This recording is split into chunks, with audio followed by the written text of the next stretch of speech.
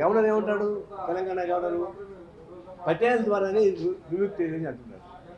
ఆయన గవర్నరా లేకపోతే బీజేపీ చెప్పరాసినా? అసలు బీజేపీకి ఏ సంబంధం ఉంది?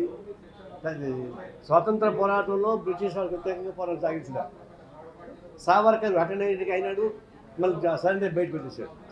ఒక్క బీజేపీ వాడు, అంటే ఆ రోజు ఆర్ఎస్ఎస్ వాడు. 1925 ఆర్ఎస్ పుట్టింది, 1925 సిపిఐ పుట్టింది.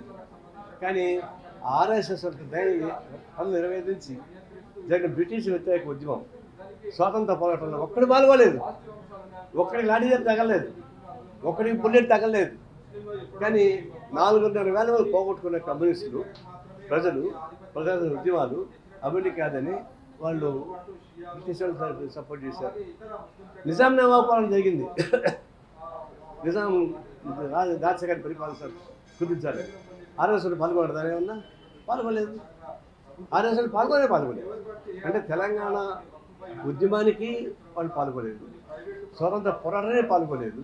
పైపేసి వాళ్ళకు బ్రిటిష్ తొత్తులుగాను నిజాం నవాబ్ తొత్తులుగా పరిపాలించినటువంటి బానిసలు చేశారు. వాళ్ళు ఇప్పుడు అదృష్టం కొద్దో దురదృష్టం కొద్దో మనకు దేశాధికారికి వచ్చారు.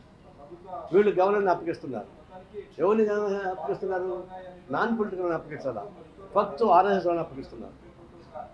ఇప్పుడు తెలంగాణలో ఉన్నటువంటి గవర్నర్ ఆర్ఎస్ఎస్ యాదకర్తే, ఆంధ్రాలో ఉన్నటువంటి గవర్నరు ఆయన బాబరీ మసీద్ సహాయం చేశాడు కాబట్టి లంచంగా గవర్నర్ పదవి ఇచ్చారు. ఇంకొక ఆయనకి రాజ్యసభ పదవి ఇచ్చారు. ఇప్పుడు తమిళనాడు గవర్నరు, కేరళ గవర్నరు అచ్చగా ఆర్ఎస్ఎస్ కార్యకర్త.